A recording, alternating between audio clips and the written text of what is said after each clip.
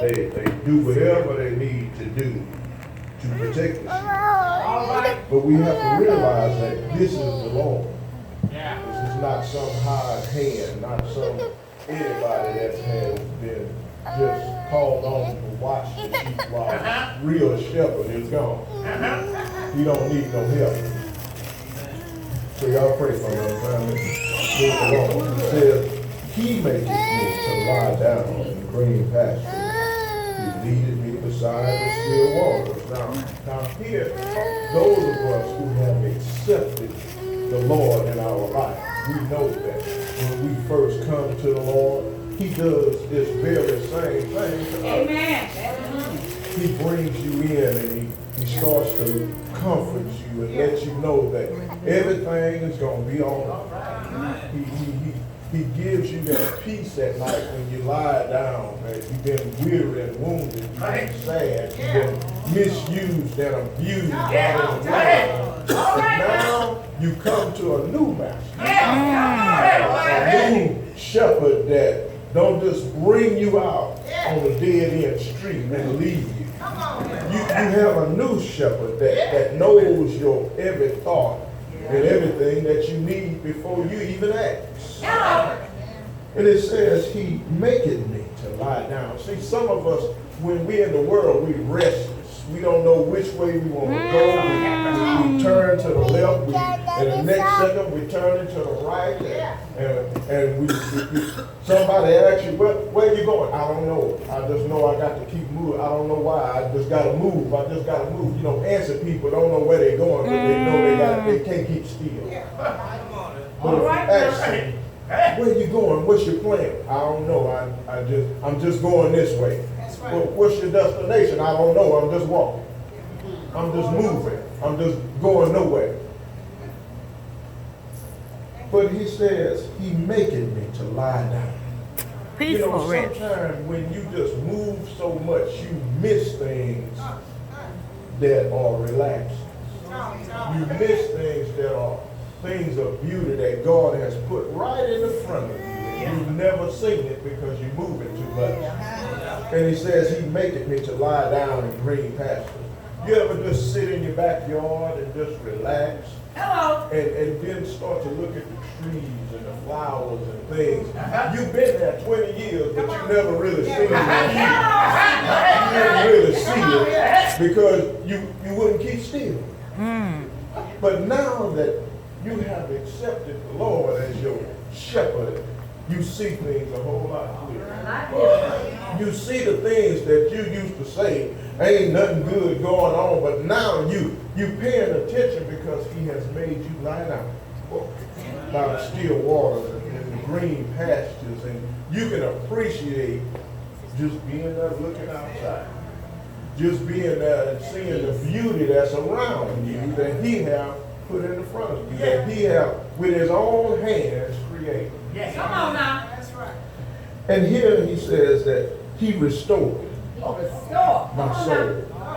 See, when you've been out there in the world, you've been beat up, you've been lied to, you've been tricked and played and all of these things that people do and the devil do, you tired. Hold on. And the thing about it is you don't want to really trust nobody. Yeah. But he restores your trust. He restores your mind to, I can trust God. I can trust him with the things that I can trust him with. He know my secrets, even though I hadn't told him. He just can come in the midnight hour and dry my tears and make me go to sleep. And I can finally get some rest. I don't have to worry about those things the trivia things that the world say I need to be worried about. That somebody that done me something has told me I wasn't going to be nobody, and I wasn't going to be no good, and I never was going to go nowhere, but he can restore your life to let you know you are somebody. You are special. You are a special person in his life because he made you. Amen. Mama and daddy might have brought you here through that process, but you still belong to God. Come on now.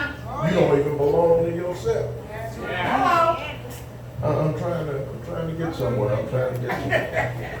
And it says, he leadeth me in the path of righteousness. For his name's sake, not for us. For his. Because see, he has restored you, has got you prepared. See, and the thing about it is, some people just want to come into church and they just want the first part. They want to take the Lord and they want to come in and they want to relax and they want to be restored, but that's far as they want to go. They don't want to do the next step. You got to go to the next step because, yeah, he comes in and he restores you and he refreshes you and he gets you ready. He gets you ready to move. Because the sheep don't stay in one pasture. All right. You got to move to another pasture. And when you then got refreshed and sheep then ate out of this pasture, they move them to another pasture that they then prepared with fertilizer and the grass that got watered. And you know, some of us from the country, we know, cattle and stuff like that, they don't leave them in one big pasture and they eat up all the grass and they ain't got nothing to move. But the thing about it is that he's getting you ready to travel. He's getting you ready to move to the next pasture, to the table that he has prepared. All right now. He's prepared it for you and I. But we have to go somewhere. We have to go through the wilderness to get there. He says, yea, though I walk through. He didn't say you were stopping. He said you're going to walk through the valley of the shadows of death. It's a shadow. Death is around, but it can't touch you. Because the shadow can't touch you. It can cover you, but it's just blocking the light. That's all. It has no power in the shadow. You know, I could put a shade over that and make a shadow, but the thing about it is, you know, we used to, when we were kids, we would make signs in the front of the lamp and the shadow would be on the wall. But those that were really good can make images of dogs and birds, but there wasn't no real dog. It's just a shadow. You might can move your fingers and make it seem like it's barking, but ain't no dog there. Don't pray from it. But it's just a shadow. It's just an image on the wall. Yeah. But some people have got stuck in the valley. Some people have got stuck in the valley. But you have forgotten that God says, I lead you. Yeah. And I guide you. And the thing about it is that he's your shepherd. See, he has put time and effort into your life. He has washed you and cleansed you and got you ready and got your mind straight. And yet, when you go through the valley, you get scared. You get scared. Now he says, I'm leading you. Why are you scared? I'm leading. God is the one that created the valley. All right, Brother Mike. He created the shadow. Hello. Because everything that was made by him. That's what it says. So why are you wanting to stay in the shadow in the valley? Because, see, one thing the Lord showed me, he says, now they do have some people that lives in the valley. They want to live there. They don't want to come out. They want to live in the valley. They want to live there because they really not his shepherd. God is not really their shepherd. They got stuck there and changed their mind. The thing about it is that they're there to keep you from getting to the table. They don't want to go to the table. They don't want you to go to the table.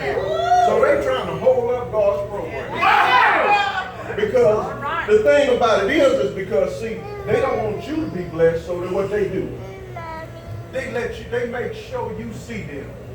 Hey, Esther. I remember you from 1962 when we was way back in the 3rd grade and the 4th on such and such street. Why?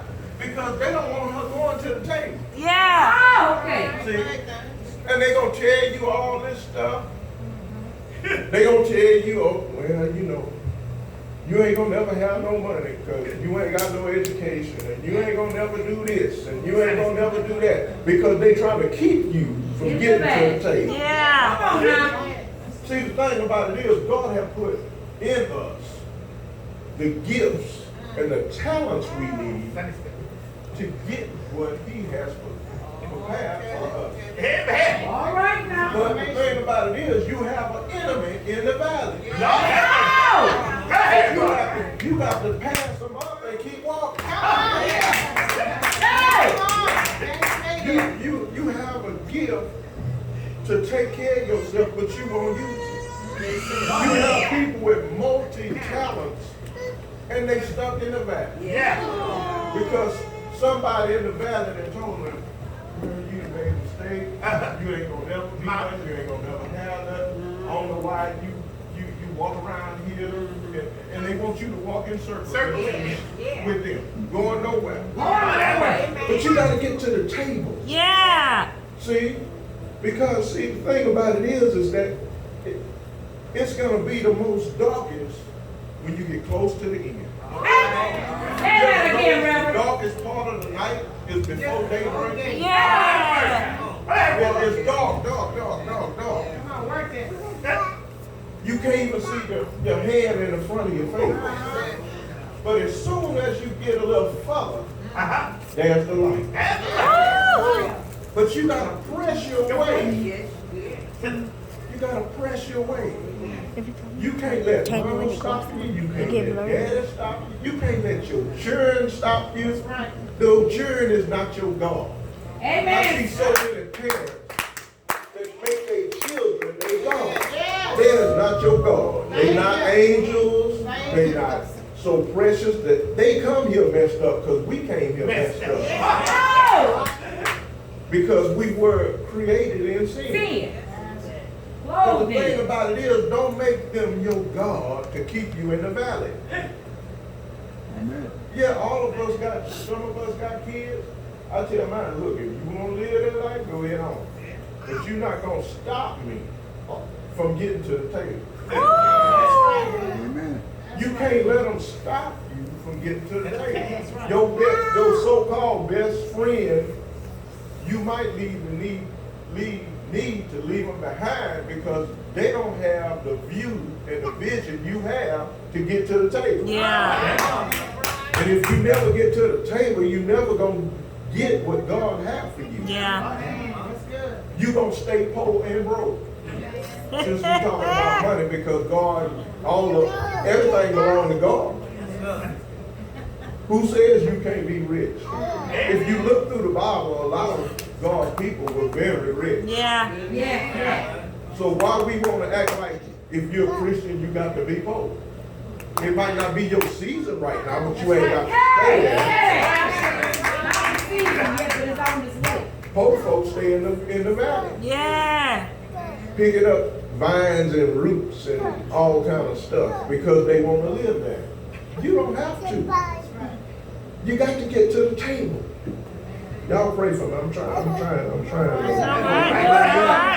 You working See, the thing about it is, they know when you get to the table, they can't touch you. That's it. You know why they can't touch you? Because when you get to God's table that He has prepared, He got angels around there. Yes. You got protection at God's table. Yes.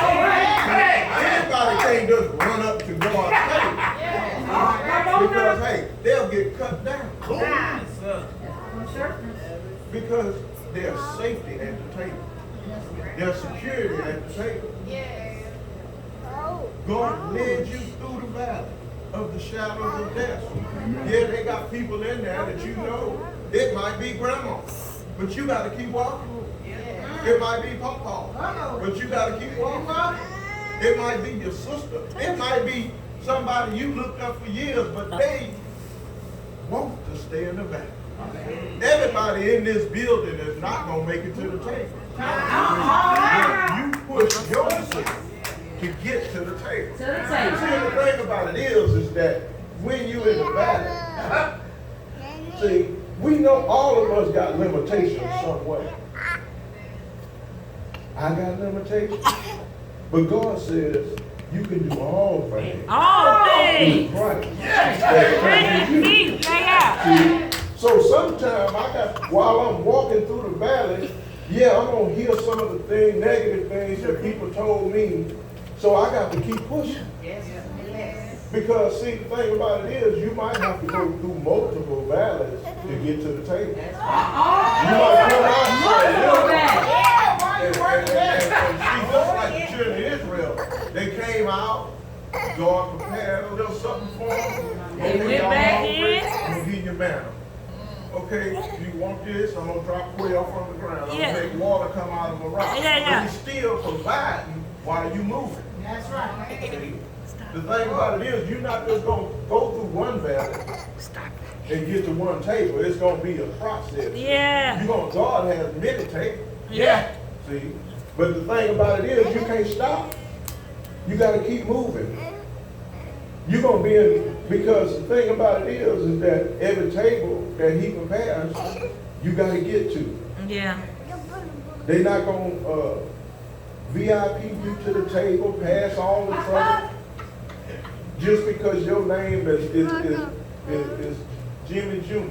It's not worse. And just because your grandpa was a bishop, your daddy was a bishop, your mama was the missionary of the year, of the whole United States, or wherever you live, you're not going to get no VIP to the table. No. You're not going to bypass all this, just go sit at the table. No, you got to go through like everybody else. But when you get to the table, in the presence of the enemy, see, the thing about it is, them same ones that said, you're not going to be nothing, you ain't going nowhere, why you keep dreaming about you going to do this and you going to do that, that ain't going to happen, you come out of 7 Heaven. What you talking, some of y'all don't know what that is. 7 Heaven was the projects on the north end between the railroad track and the concrete track. That's what they call it. 7 Heaven, because you stayed on 7th Street. That's right. That was 7 Heaven. Shalom. Yeah. In the north end. See? But the thing about it is, a lot of people are still in that same state. Yeah. They moved from 7th Street to Magnolia Street. Because why? They wanted to live in the valley. Yeah. But you have some that didn't want to live in the valley. They didn't want to stay there. Ain't nothing wrong with living in the projects, but the thing about it is you got to have a goal to get out of the projects, to get off of welfare, and get off of the system. Because why? God is bigger than the system. A little bit, but if you get deep into it and you worship the system, you ain't gonna never come out because they own you. They have become your God. I remember my grandmother going and get that powdered milk, and she make it taste real good. You know, she mix it with some cream and make that powdered milk. Yeah, but let me tell you something. My grandmother, she worked for a doctor for a long time. When we got sick, we went to Dr. Two. But the thing about it is, my grandmother had a goal. She worked for that doctor. That's the only job I knew she had. She bought her own house because she got tired of renting. She traveled. Because why? She walked through the valley. Yeah, she might have been making $1 a day or whatever it was back then. I remember my grandma said we used to work for 50 cents a day. 50 cents a day. But the thing about it is, they didn't stay there.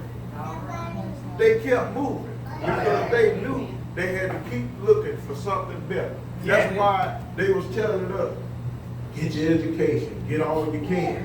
Because why? That's the key to getting where you need to go. Thank you. But don't make education your God either. I'm going there. You got some people, they always in college. They don't never use none of the master's degrees they got, but they got them. I got a master's degree in art. I got a master's degree in math. I got a master. But what are you doing with it? And you still staying with your mom. What good is it to have all of this and still living with mom? Come on. You 30 years old, got all these degrees and staying with mom. You can go teach at some college, make $150,000 a year. I can't afford it. Yeah, you can afford it. Just get on out the valley. Go to the table. God didn't give you all of that to stay in the valley. You got people that's gifted, can build stuff and know how to do all this, but they choose not to use it. God didn't give you all that just to sit on it. He wants you to use it. And in order for you to use it, you got to go through the valley, but you can't live there. Because the thing about it is, when you get to the table, it's not just going to come to, it's not going to be like a snack. You're going to sit there a while, and God going to talk to you, and God going to conversate with you. He says, I come in and sup with you. That means we taking time out and we eating and we talking and we conversating, and I'm giving you instructions to when you leave the table, you out again, you moving again. See, you can't just sit at the table and get big and fat and just stay there at the table and going nowhere. You have some people that go, when they get to the table, they just eating, and never move again. Because it says, goodness and mercy shall what? Follow me. That means you moving again. You not just sitting at the table eating everything that God got on the table. You can't eat everything at the table. God's table is bigger than us. He's not just fixing a little bit, a TV. He's not fixing a TV tray. It says a table. And tables back then, when they set up a table back then, it was a huge table. It's 20, 30 foot long. So if you got a 20-foot table, it's like a buffet. It just got anything you want is on the table. But the thing about it is, you eat, come to the table, you got protection, but then God say, okay, I need you to go far. I need you to go a little further. I done fed you, you can come out the valley, I know you're tired, I want you to rest up at the table. But it says, goodness and mercy shall follow me. That means you on the move again. You done got your instructions, you done conversated with the Lord, you done got refreshed, you done got full, you done got all your strength back. So you got to move again.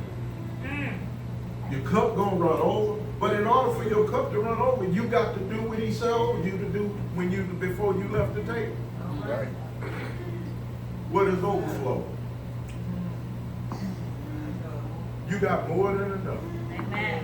So then when you help somebody and they ask you, are you living so large, as y'all say that I'm living large? I guess that's the word now. I don't know. It changes with the generation. Tell me, young lady, what's the word now for living large or however you want to call it? You don't know? That's it. Living large. Living large. I'm living like Bruno Mars. But what you gonna do when you living large? What you gonna do when the Lord bless you with $300-400 million? What you gonna do with $300 or $400 million? Praise the Lord. I mean, yeah, that's a praise. I know that's right. I tell you what they do. They buy about 500 cars. But Send it all up. the thing about it is that would you give it to some church that's feeding people and doing things? We always want, you get them, oh, thank the Lord, they got $100 million, but they're not going back. You might have to go back back and pick somebody at the valley. In the valley. Come on now. So you might have to sponsor some kid that got stuck in the valley that they've been downgraded and talked about and said he ain't be there. You can't go back and pull him out. What's wrong with paying his whole tuition because nobody thinks he can be a doctor? All right now. Paying his whole tuition, giving his money for him to eat and buy his clothes and all of this. What's wrong with that? God ain't give you $500 million for nothing. That's chump change. You can do that on the interest. Because if you got $500 million, you probably get about $25,000 a month just interest. So what's wrong with paying his tuition and letting him get an allotment and for his food and all of this? It's a way to do it. Hey, you go to the cafeteria, you say, look, whatever he want to eat, I'm paying for it. This ought to cover it for a whole year. You ain't got to put the money in his hand, but you teaching him how to do things. But anyway, listen, I got 5 minutes. Y'all know I had to say that. But you got to come out to get to the table. And the thing about it is, you can make it to the table. Yes. No matter how dark it is in the valley, you can make it. No matter how high it is in the valley. See, and the thing about it is, you can go further than you think you can go. Yeah. Because the Lord is with you. All right I can now. look back over the times in my life when I was just didn't know where I was going, but the Lord had some people in my life to help guide me. You know, they was used by Him, you know, to guide me. You know, you need to think about this and come over here and see, the thing about us is that we have to realize that we have to help somebody along the way. We can't just be out Christians. Me, myself, and I. We can't be them kind of Christians. But get to the table. Yes. Where you can be blessed. And then you can go forward. Just because you might be 70, 75, 80, God ain't through with you yet. Yeah. Amen. Some people think that just when they get to a certain age that it's over. It's not over. That might be your blossoming time. Because why? You done got some wisdom and knowledge and All right now. understanding. That's right. You know how to handle your change. You know? But the thing about it is, it's not over. You ain't retired. You're still breathing. Yeah. You're still moving. Yeah. Yeah, you're going to have some aches and pains. I got them. I ain't 60 yet, but I got them. But the thing about it is, I still can move. I still can go forward. I still can get information while I'm at the table and go forward. So young people, let the Lord lead you. It ain't just what you see. Y'all kin folks from Ville Platte, I guess I'm kin to everybody. So. It ain't just what you see on Naco Thomas Drive. You know, those that don't want to go nowhere, they're going to stay in the valley. You can do more than what you see. The world is not just that. It's more. You can live in a nice house and have a nice bank account, but it's what you do for God that's going to make it happen. All right. Only Because what you the do devil for can Christ. give it to you and then he'll snatch it back and leave you out there. Ain't no easy money. So I just wanted to let you know. Jesus went to the valley and stayed 40 days. Yeah. 40 nights. Didn't eat. But he had a conversation with the devil. Hello. And he used the word on it. You just tell the devil what Jesus told him. Get thee behind me. Every word that come out of the mouth Every word of God. receive it out of the mouth of God. So just tell that devil, I'm coming out of the valley. Hallelujah. I don't want to stay here. Ain't nothing here. Why should I stay here? Because if I get to the table, I'm going to be all right. Because I got my protection. Yes. I got my brother Jesus with me. The Father is there. And he going to tell me what I need to do to go a little farther for him. Because then when I get home, he'll say, well done. Hello. Good and faithful servant. You've been Hey, faithful over a a few few things. Come on up to the high, and I'll make you ruler of many. See, the thing about it is that's the ultimate goal, is to get to the Father and get to where He has prepared. See, no more, you ain't gonna be in no valley when you get to heaven. You ain't gonna be there. Ain't no valleys in heaven. But you gotta go through something on this side. But Jesus said, you can make it because I have made a way. When I went to the cross, I took care of all the disease. I took care of all the sickness. I took care of your suffering. I took care of all of your sin. I done already took it. I done already covered it. See, the thing about it is, see, sometimes people say, oh, you done sinned. Ain't no more hope for you. But see, when Jesus died, He covered what you done yesterday, today, and forever. So if your forever sin is covered already, all you got to do is, Lord, forgive me, I done messed up. Give me strength in that area so I won't do it again. So when it come up again, you can just keep walking, just step aside and keep on moving. Because why? You have asked for forgiveness and strength in that area. You might fail 50 times or 100 times, but you still go back and say, Lord, I sure need you to help me with this problem that I have, that I keep falling back in. You need to help me, Holy Ghost. But when you get ready, you're going to walk on by and act like it ain't even there, because you're trying to get to the table. Let's get to the table. So God can bless us and get us to where He wants us to be. We are His children. We not the tail, we the head. The thing about it is, we all can have, but most of all, work for the Lord. Tell somebody about Jesus. Let them know when you was going through the valley, how He kept you from the snakes and the scorpions and all those things that'll try to kill you on the way to the table. Think about it. You're almost there. All you got to do is just don't give up. You got to leave some things behind in the desert. You might have to change clothes in the desert and just leave them clothes there. Because the thing about it is, it's about getting to the table by yourself. Because you can't drag somebody to the table that don't want to be there. You can't drag them there. You got to go by yourself to the table, because God has prepared what you need at the table.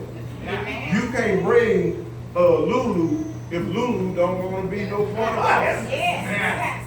You can't drag her. That's not BSFF. Well, however you want to say it. But the thing about it is, if she living for the devil, she don't want to be in the presence of the Lord no way. You ever notice that people that live for the devil, they don't want to be in your presence? No, they don't. So why drag them to the table? They don't want to go. They want to eat at the devil table. So don't try to drag somebody to the table that don't want to go. You let their hand go and keep walking. Because you're trying to get to the table.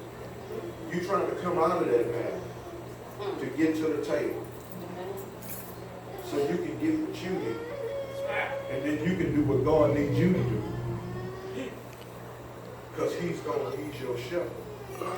He's going to protect you. And when He tell you, hey, make a right turn, don't make that left, He's guiding you. Listen to the Holy Spirit. Because see, everybody that say they got the Spirit ain't got the Spirit. Amen. So when your Holy Spirit that lives in you, because you have confessed in the Lord Jesus Christ as your personal Savior, and you being guided by the Holy Spirit, if He tell you, look, I need you to get out of here, and if they don't want to go, let them stay there. You go the way the Spirit tells you to go. I hope I've blessed you today with something.